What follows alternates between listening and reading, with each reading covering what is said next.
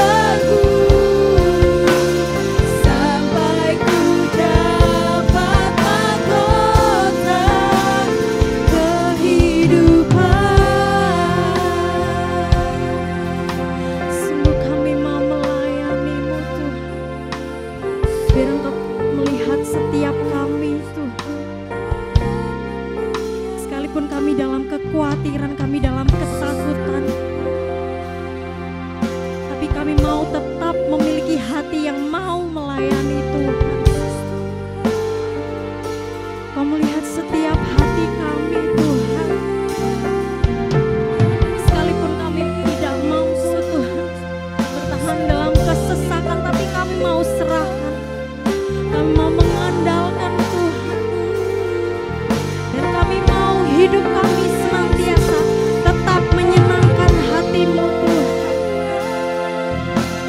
Ini kami Tuhan, ini kami Tuhan, kami mau membawa penyembahan kami di hadapan-Mu. Syukur.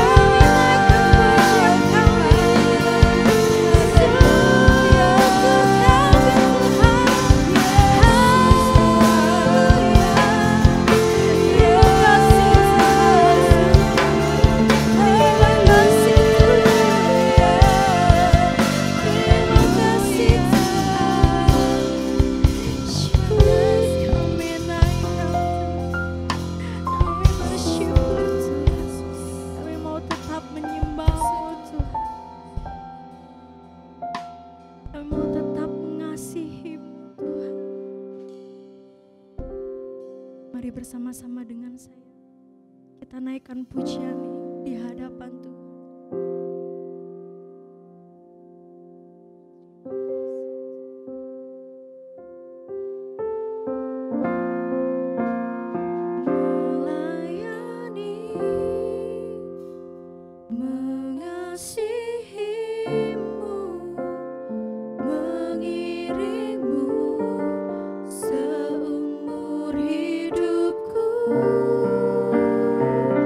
Janjimu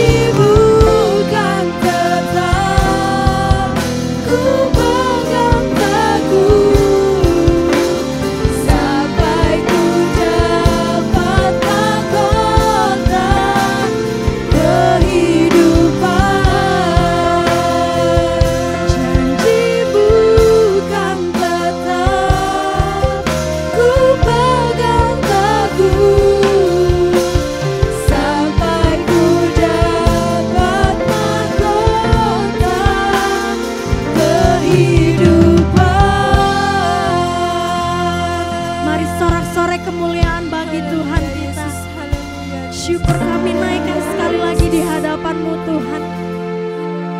Biar pujian penyembahan kami berkenan di hadapan-Mu Tuhan. Biar Engkau disenangkan melalui pujian penyembahan yang kami naikkan kepadamu Tuhan. Saat ini Tuhan kami mau siapkan sekali lagi hati kami Tuhan untuk kami ditaburi melalui firman-Mu Tuhan. Dan biarlah Engkau memakai hamba-Mu untuk menyampaikan firman-Mu Tuhan. Dan biarlah kami yang mendengarnya boleh menjadi pelaku-pelaku firman-Mu Tuhan. Kami serahkan Tuhan ke dalam tangan-Mu, di dalam nama Tuhan Yesus kami berdoa. Amin. Shalom kaum muda yang dikasihi Tuhan di dalam Kristus. Dimanapun Anda berada pada saat ini, saya percaya bahwa saudara adalah pemeliharaan Allah dan penjagaan Allah. Baik, pada saat ini kita akan belajar satu bagian firman Tuhan. Saya akan mengangkat satu tema yang berbicara mengenai ingatlah penciptamu pada masa mudamu. Mari kita baca di dalam kitab Pengkhotbah pasal 12 ayat 1. Kitab Pengkhotbah pasal 12 ayat 1. Kalau sudah dapat saya bacakan untuk kita semuanya. Ingatlah akan penciptamu pada masa mudamu, sebelum tiba hari-hari yang malang dan mendekat tahun-tahun yang kau katakan, tak ada kesenangan bagiku di dalamnya. Saudara yang kekasih dalam Kristus, seorang yang bernama Paul McAllister, dia adalah seorang pegiat olahraga bola basket, mencoba memetakan ukuran kesuksesan di kalangan para pelatih bola basket. Yang pertama, dia berkata bahwa pelatih bola basket di kalangan profesional mengukur kesuksesan dengan setiap pertandingan yang mereka menangkan. Yang kedua, pelatih bola basket di kalangan sekolah tinggi atau college mengukur kesuksesan dengan setiap kejuaraan yang mereka menangkan. Yang ketiga, McAllister berkata, pelatih bola basket di kalangan SMA mengukur kesuksesan dengan gelar yang mereka dapatkan. Dan yang terakhir, dia berkata, pelatih bola basket di kalangan remaja atau anak muda mengukur kesuksesan dengan kesukaan atau smile yang mereka alami. Pelatih akan merasa berhasil jika para pemuda menikmati permainan. Mereka merasakan kesenangan. Apakah mereka kalah, tidak memenangkan pertandingan atau kejuaraan, itu bukan tujuan dari pelatih. Tujuannya adalah kenikmatan pada permainan. Saudara yang kasih dalam Kristus, dari pemetaan Paul McAllister ini, kita menemukan bahwa sesungguhnya kenikmatan hidup adalah jati diri dari anak muda. Kita melihat kafe-kafe, nightclub, dan juga kasino. Itu hampir sebagian diisi oleh anak muda. Mengapa? Karena di sana mereka merasakan bahwa mereka merasakan kenikmatan. Ada canda tawa di sana. Ada kenikmatan hidup di sana. Ingin merayakan hidup di sana. Apalagi kalau kita lihat di kota-kota besar, gaya hidup ini sangat kentara. Yang perlu saya garis bawahi di sini adalah bahwa kenikmatan hidup adalah gaya hidup anak muda. Saudara yang kekasih dalam Kristus, seorang yang bernama Oscar Wilde, dia meninggal di usia yang relatif sangat muda, usia 46 tahun. Oscar Wilde adalah seorang penyair, dramawan, novelis, dan kritikus. Dia memiliki potensi yang tak terbatas.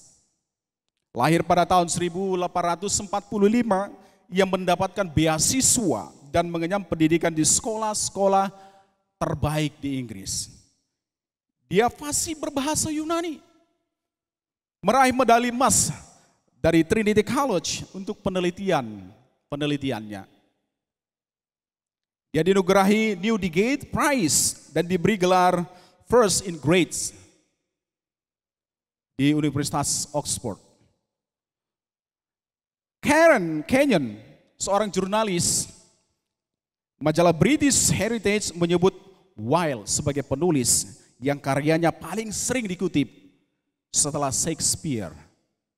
Namun ironisnya, pada masa akhir hidupnya, dia hancur dan menderita.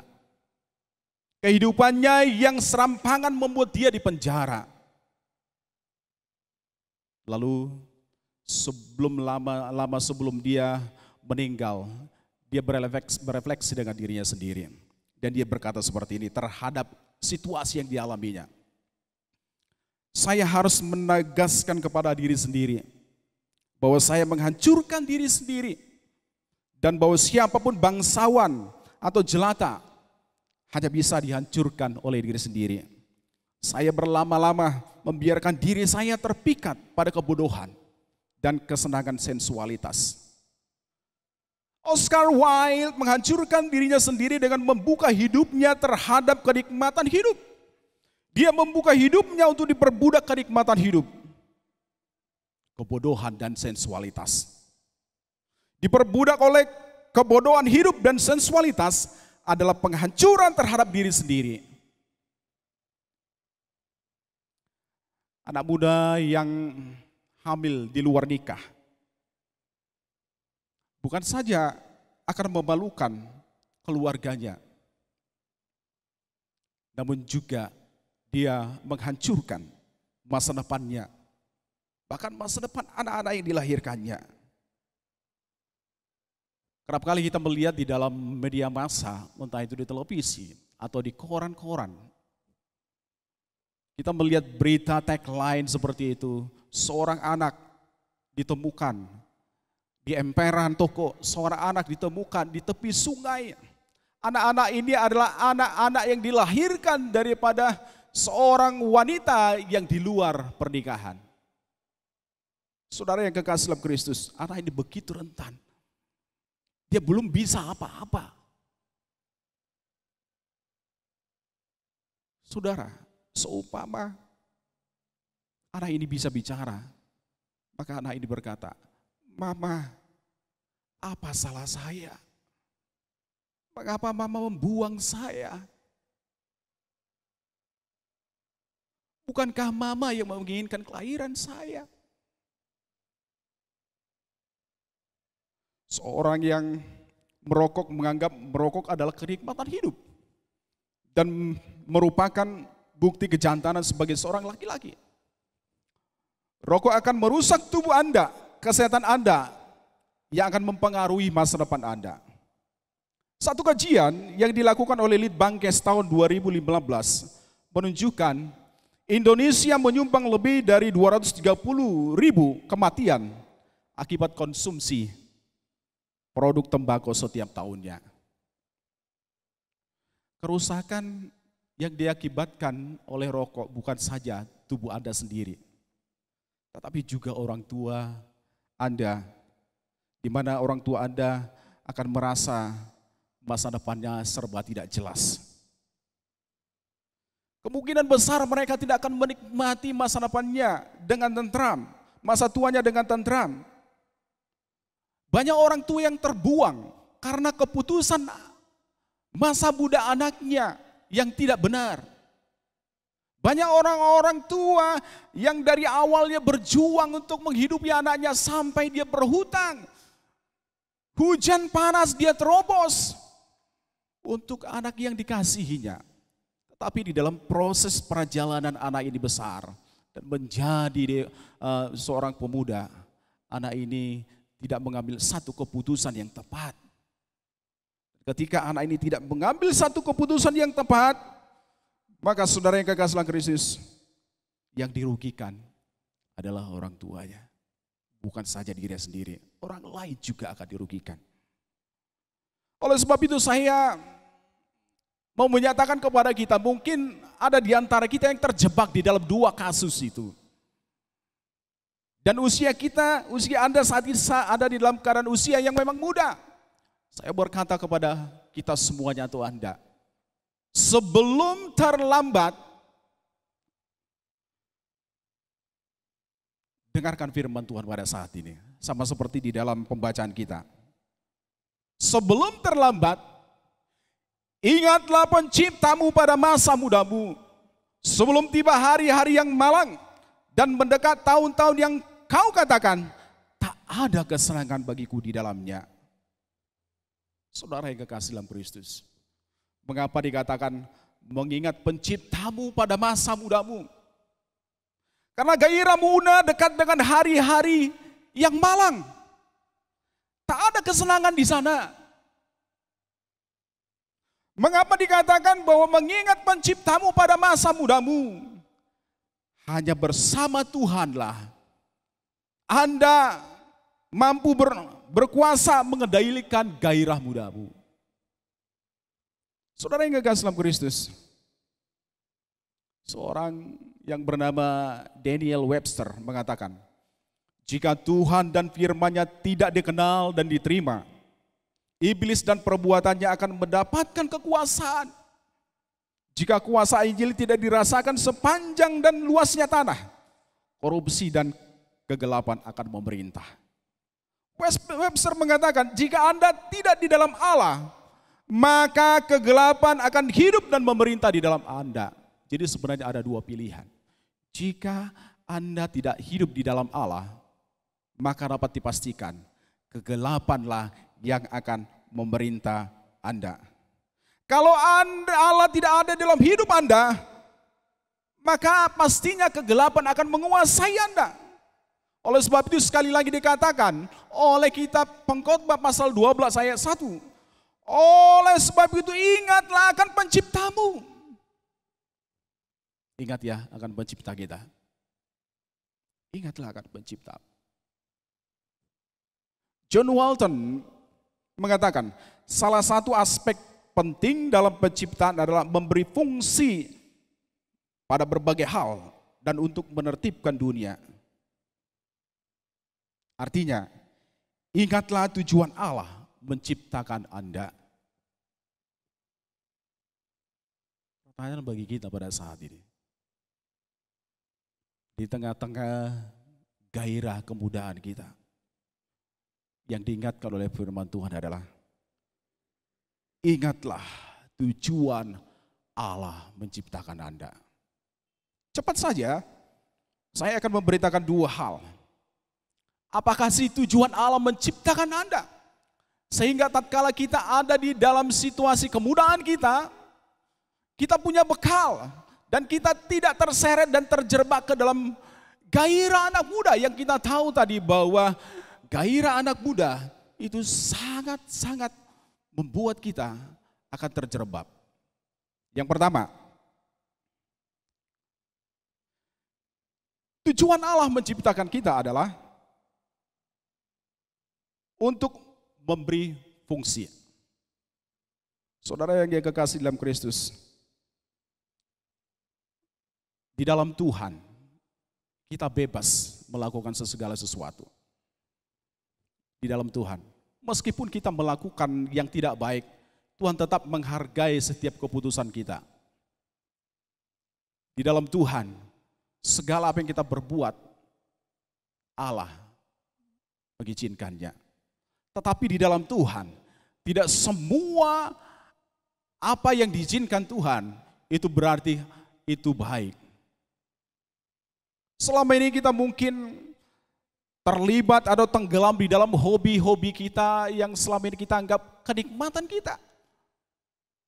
Tenggelam di dalam kegiatan-kegiatan yang membuat kita bersuka cita. Ada satu batasan yang Tuhan ingin katakan kepada kita. Selama ini Anda tenggelam di dalam hobi-hobi Anda. Tenggelam di dalam kenikmatan senyum Anda. Tetapi saudara yang kasih dalam saya katakan bahwa tidak semua hobi atau kenikmatan itu adalah benar-benar yang diinginkan atau dikehendaki Tuhan. Firman Tuhan yang pertama mengatakan bahwa ketika kita ada di dalam masa muda kita pasti tenggelam di dalam kenikmatan hidup. Dan kenikmatan itu bisa dilihat, bisa disalurkan melalui hobi-hobi. Maka hobi atau kenikmatan itu harus dipertanyakan dengan berkata, apakah hobi saya ini atau kenikmatan saya ini berfungsi? Bukan saja berfungsi bagi kita, tapi berfungsi bagi orang lain. Terkadang kita bersikukuh atau ngeyel, tidak peduli ini diri saya, gak masalah. Tetapi yang diinginkan firman Tuhan, jika Tuhan atau Anda berjalan di dalam hobi yang dimana tidak terkendali, maka suatu kali akan diakibatkan yang tidak baik dalam kehidupan Anda. Firman Tuhan mengatakan, di masa mudamu ingatlah akan penciptamu. Ingatlah bahwa segala sesuatu yang kamu lakukan dalam kenikmatan hidupmu. Dan Allah menciptakan engkau.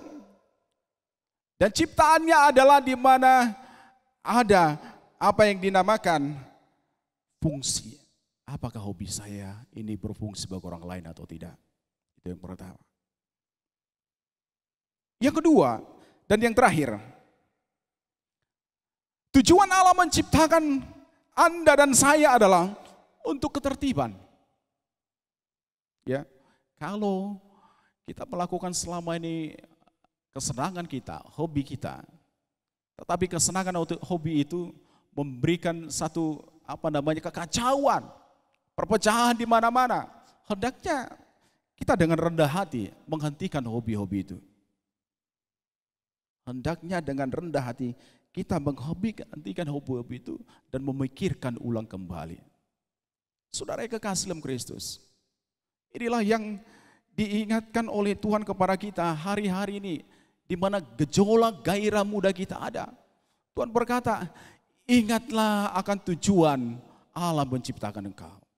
Ketika engkau mengingat akan tujuan Allah menciptakan engkau, di mana engkau memiliki fungsi dan fungsimu adalah fungsi positif, dan di mana tujuanmu adalah ingin memberikan ketertiban bagi dunia, ketertiban di mana engkau berada, maka itulah batasannya. Saudara yang kekasih dalam Kristus, firman Tuhan mengajari kita pada saat malam hari ini. Firman Tuhan tidak menghambat kebebasan kita, tetapi firman Tuhan memberikan rambu-rambu hal yang baik bagi kita. Jadi saya mau mengulangi sekali lagi. Hati-hatilah dengan segala kesenangan masa mudamu. Jikalau kamu tidak menundukkannya di dalam Kristus, maka akan mendatangkan kesusahan bagimu. Kesenangan masa mudamu harus dibatasi dengan kesenangan itu berfaedah bagi saya atau bagi orang lain. Jika kesenangan itu atau hobi itu tidak berfaedah, hendaknya kita urungkan. Kesenangan masa muda harus dibatasi pada apakah itu mendatangkan ketertiban atau tidak. Saudara yang kekasih dalam Kristus, pada saat sore hari ini, firman Tuhan telah mengajari kita, hendaklah firman Tuhan ada di dalam hati kita. Kita mendengarkan firman Tuhan, sehingga firman Tuhan itu membuat kita damai sejahtera. Amin. Demikian firman Tuhan, mari kita berdoa. Terima kasih ya Tuhan buat pelayanan pada saat ini, anugerah, kesempatan yang Tuhan beri bagi hamba, meletakkan firman kebenaran untuk sebagai bekal bagi anak-anak muda dimanapun mereka berada. Bapa yang baik, Engkau telah menyatakan kepada kami bagaimana memang hidup di dalam kemudaan kami adalah hidup penuh dengan tantangan-tantangan. Namun pada saat ini Tuhan memberikan kami jalan keluar, bahwa kami harus ingat kepada pencipta kami. Bagaimana Engkau menciptakan kami, maka sesungguhnya segala perilaku kami, segala tindak tanduk kami ada batasannya. Batasannya adalah kami berfungsi di tengah-tengah lingkungan. Kami Tuhan memberikan damai di tengah-tengah lingkungan. Ampunilah kiranya kalau selama ini kami Tuhan telah terjebak di dalam perilaku yang memang mementingkan diri sendiri. Kiranya Tuhan membebat hati orang-orang yang selama ini Tuhan tersandung dengan perilaku kami. Buka hati mereka agar mereka memberikan pengampunan bagi kami, terlebih kepada kami yang di masa muda kami. Kerap kali kami menyala-nyala, bergejolak, namun gejolak kami memberikan dampak negatif. Teruskanlah firman ini ya Tuhan kepada anak-anak-Mu, sehingga mereka makin hari makin bertumbuh dalam Tuhan dan masa depan mereka diberkati. Di dalam nama Yesus Kristus, kami bersyukur Tuhan untuk pelayanan firman pada saat ini. Haleluya. Amin. Diberkati melalui firman Tuhan, amin. Amin. Saya percaya teman-teman yang ada di rumah maupun saya di tempat ini sudah diberkati melalui firman Tuhan. Dan saat ini saya mengajak teman-teman yang ada di rumah untuk kita sama-sama bangkit berdiri. Kita mau bersuka cita bagi Tuhan, dan saya percaya ketika kita melayani Tuhan, sekalipun dalam kesesakan, kesulitan, dan dalam kelemahan kita sekalipun, tapi kalau kita mau melakukan untuk Tuhan, saya percaya kita akan menuai dengan sukacita. Haleluya.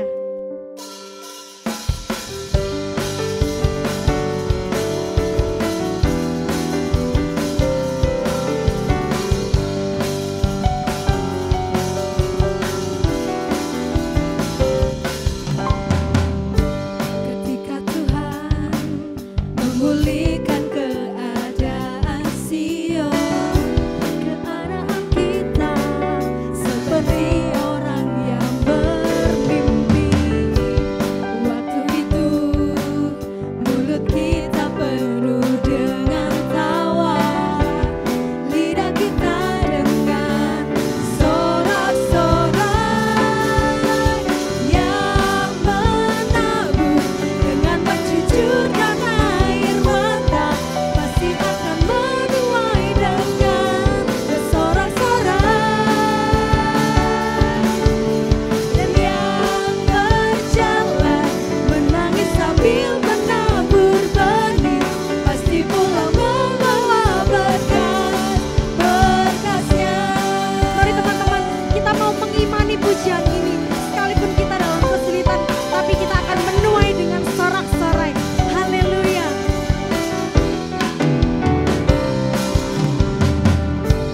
Ketika Tuhan memulihkan keadaan Sion, keadaan kita seperti orang yang bermimpi.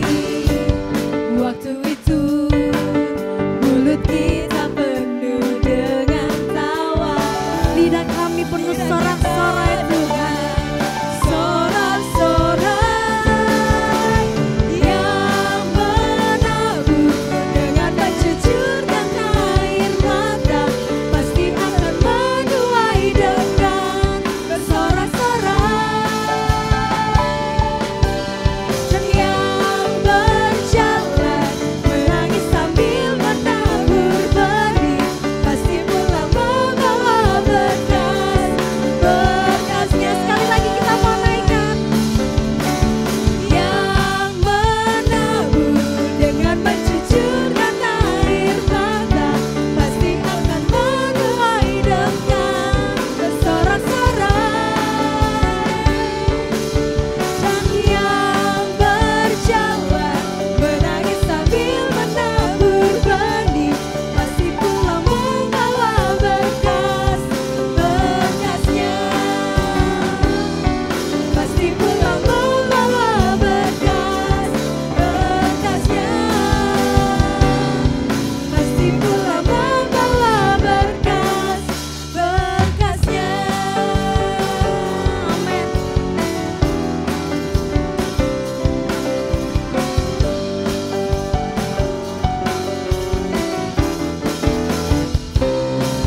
Haleluya. Ya, mari saya undang anak-anak muda untuk bangkit berdiri. Kita akan menutup ibadah kita pada saat sore hari ini. Mari arahkan wajahmu dan kita akan menerima doa berkat yang dari Tuhan. Terpujilah Engkau Tuhan yang hadir di tempat ini, bahkan hadir di rumah di mana anak-anak-Mu bersekutu beribadah. Kami percaya bahwa setiap benih firman yang Tuhan taburkan akan memberikan dampak yang baik bagi kami. Terima kasih ya Tuhan.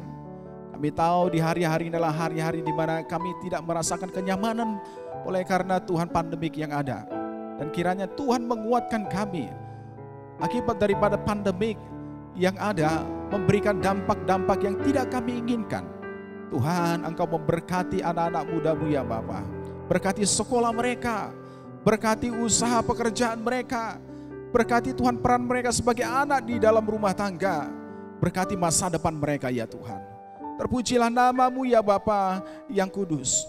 Dan kepadamu lah kami Tuhan meminta berkat ini. Dan kiranya Tuhan memberkati setiap anak-anak-Mu dimanapun mereka berada. Di dalam nama Yesus Kristus. Mari angkat kedua tangan. Terimalah berkat damai sejahtera dari Allah Bapa Surgawi.